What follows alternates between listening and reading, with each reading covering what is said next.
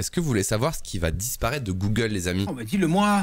Déjà, moi je m'en suis rendu compte avant de lire des articles et je pensais que c'était un bug et j'ai vu aussi pas mal de gens tweeter en mode ah c'est quoi ce bug et tout. Google Maps disparaît de la recherche Google. Alors je vais pas vous lire l'article tout de suite, mais quand vous faites une recherche Google, genre là j'ai mis 123 de rue de la Pomme à Toulouse, je vous le mets à l'écran, vous avez ce genre de résultat avec une Maps open et vous pouvez cliquer dessus pour ouvrir Google Maps. Et là on remarque que le clic ne marche pas et c'est ce que beaucoup d'internautes ont remarqué ces derniers jours et ils ont tweeté bug ou quoi, et en fait ça vient d'une loi européenne et en fait ils ont converti Google Maps en images dans les résultats Google. Pourquoi? Le modus operandi de Google Maps a subi des perturbations majeures suite à l'entrée en vigueur du Digital Market Act le 6 mars 2024. Est-ce que tu sais ce que c'est le Digital Market Act, Hardisk, Tiffon?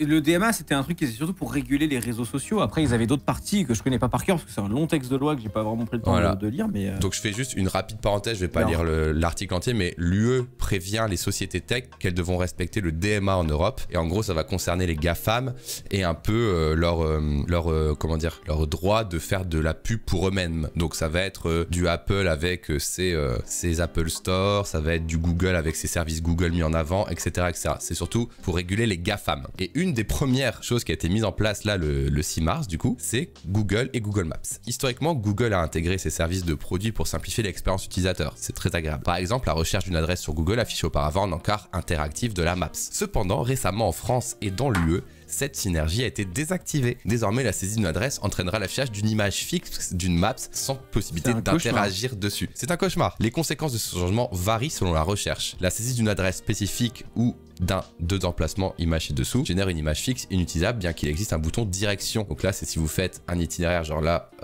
Paris-Marseille, c'est une image aussi, sauf que là, tu as vraiment un call to action itinéraire qui, celui-ci, va fonctionner. Contrairement à ma recherche 123 rue de la Pomme qui n'est plus cliquable sur une image maintenant. Et ça c'est compliant. Et ben ouais, c'est la loi qui te demande ça. On va continuer. Attends, il demande ça pourquoi exactement? Je suis désolé. C'est pareil, c'est juste plus chiant. Bah parce qu'en fait, Google, enfin, je caricature la loi, c'est pas exactement ça, mais Google n'a pas le droit de faire la pub de Google Maps parce que c'est déloyal. Mais continuons.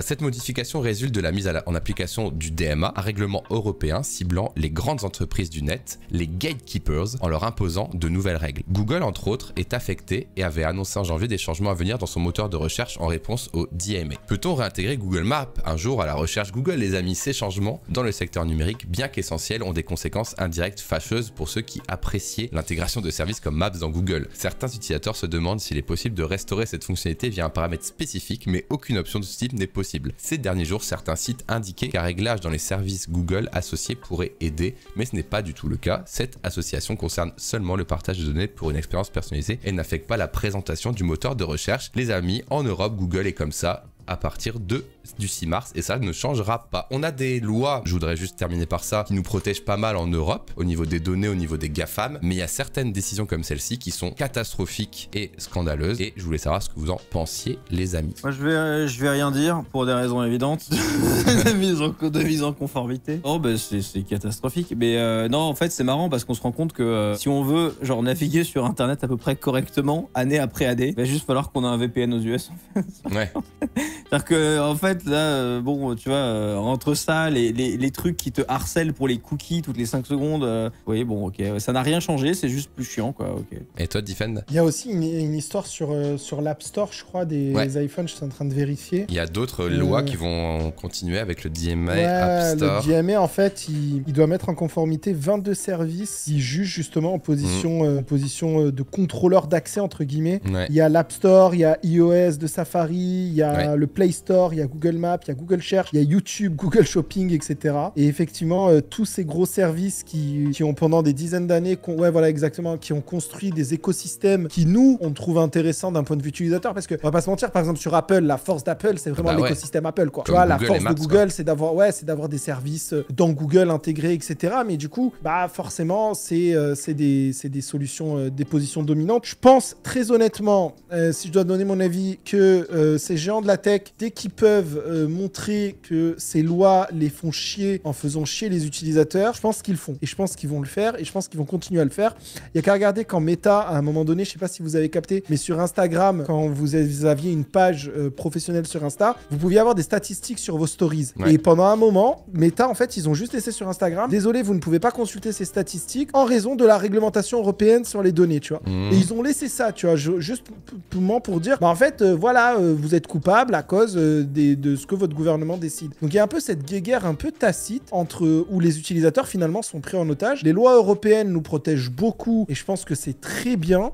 Mais après, malheureusement, bah, les géants de la tech, ils jouent pas forcément le jeu, dégradant le côté utilisateur de manière voulue ou pas voulue. Hein, mais attends, je vais aller dans ton sens sans aller dans ton sens pour pas que je sois le réfractaire de l'émission. En fait, là où cette loi, c'est un genre un typical truc pondu par des boomers full déconnectés, tu vois, c'est que c'est totalement con parce que ce que tu aurais pu faire, c'est faire une redite de ce qui s'est passé lors du procès antitrust de Microsoft dans les années 90 avec Internet Explorer. Et tu aurais pu forcer Google, par exemple, si tu veux vraiment faire une régulation, tu peux forcer Google à dire, bah voilà, à partir de maintenant, la première fois qu'un user cherche un itinéraire, on va lui mettre un pop-up disant quel fournisseur de maps voulez-vous? Et tu mets Google Maps, OpenStreetMaps, Apple Plan, etc. machin. Et une fois qu'il a sélectionné une fois, ça fera tout le temps la même redirection, ou s'il le change les paramètres. Pas, et ça. Du coup, bah oui, mais du coup, la loi serait moins con. Parce que là, c'est juste moche, mais nul à quel et moment plus chiant. Google va te pousser du Apple, du map, du plan, etc. Oh, tu sais, ils ont forcé Microsoft à le faire.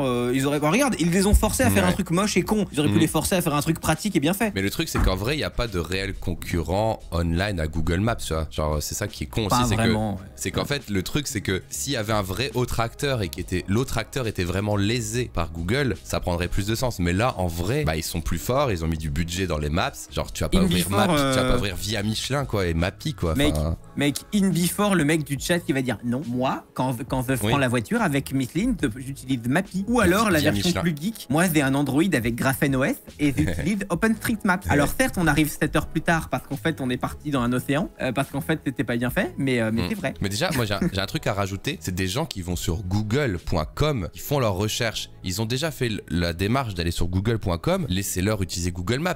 Si le mec, ok, il est sur Ecosia, ce que tu veux, un autre moteur de recherche quelconque, là la loi prend du sens, tu vois. Quand t'es déjà connecté à Google, purée, tu peux. Non, bah c'est pas pareil. C'est pareil, Basti, que ce qu'il disait avec l'antitrust d'Internet Explorer. C'est comme tu me dis, ils ont déjà fait le choix d'acheter un ordinateur Windows. Non, parce que Internet Explorer était installé de base. Là, ça, ouais. Chrome n'est pas installé de base. Je vais sur Google, je tape google.com depuis mon Safari, ou alors je vais dans mon logiciel, j'installe Chrome, c'est pas pareil. Et après, ce qu'ils pourraient mettre en avant aussi, c'est les partenariats un petit peu shady qu'il y a entre Google et Apple, tu vois, qui font qu'il y a du Google Search dans du Safari sur iPhone, etc., tu vois. Mais entre Google et Google Maps, je trouve ça d'une absurdité folle. Tu rentres dans ton service et tu changes d'onglet de ton service et l'onglet il est bloqué, par exemple. C'est débile. En fait, voilà, je suis d'accord avec toi. Et pour aller un peu plus loin, je critique pas la loi parce que je critique tout le temps les lois parce que je déteste les lois. Si tu fais une loi pour forcer un opérateur à faire quelque chose, fais-le bien. Fais-le avec quelque chose qui a du sens. Et voilà, et du coup, dernière chose que je vais ajouter, Google a fait ça, cette fameuse image pas cliquable, pour la simple et bonne raison qu'ils espèrent avoir des réactions négatives des utilisateurs pour pouvoir les remonter à la DMA et dire regardez ce que vous avez fait, il faut qu'on fasse quelque chose. Je pense que c'est fait exprès cette mauvaise expérience et qu'ils vont pouvoir remonter en arrière et dire regardez ce qui se passe, il faut qu'on ajuste la loi. Je pense. Alors, en tout cas. J'ai une take aussi sur ça qui est que je pense que la loi elle a aussi été beaucoup faite pour réfléchir à comment laisser de la place pour faire émerger des champions européens dans certains domaines. Tu vois, en se disant mais attendez, si on coupait Google Maps à tous les gens qui utilisent Google, et ben du coup peut-être que demain il y a une startup de map qui va pouvoir être utilisée par les gens qui n'utilisent plus Google Maps. Tu vois, je pense qu'il y a aussi un monde où ils essayent de laisser de la place, d'enlever ce monopole des États-Unis pour dire allez, à vous maintenant les Européens. Mais du coup le problème c'est que ça nous met dans un état où on devient un peu un tiers-monde technologique où petit à petit on est en train de nous couper des fonctionnalités des géants de la tech qu'on utilise, etc. En fait, soit la mayonnaise elle prend, soit elle prend pas, mais le problème, on va pas se mentir, c'est qu'elle prend pas depuis 25 ans. J'ai un dernier truc à dire, moi, par rapport au chat. Déjà, abonnez-vous à la chaîne Basti sur MS, bien sûr. Il y a quelqu'un qui dit c'est faux, Google est par défaut sur tous les navigateurs, Firefox y compris. Dans ce cas, la loi, elle pourrait s'attaquer plutôt à ça que plutôt Google Maps dans Google. Tu vois, ça c'est bizarre, tu vois. Enfin, et surtout, moi, je vais répondre aussi au chat, des gens qui disent ouais, mais là, c'est Google qui fait de la malicious compliance en mode qui applique la loi de manière catastrophique pour que les gens soient énervés contre le régulateur. Oui, je pense. Peut-être. C'est ça. Non mais peut-être que c'est vrai, mais c'est hors sujet complètement parce que la loi de base aurait pu être énervée et dire eh ben non, vous allez proposer des fournisseurs alternatifs. Fin du problème, tu vois. Fin. Mais je pense qu'ils font exprès de l'avoir appliqué bêtement comme ça, comme tu l'as dit, pour que les gens s'indignent et qu'ils disent C'est probable. DMA méchant. Alors qu'à la base, c'est pas vraiment ça, tu vois.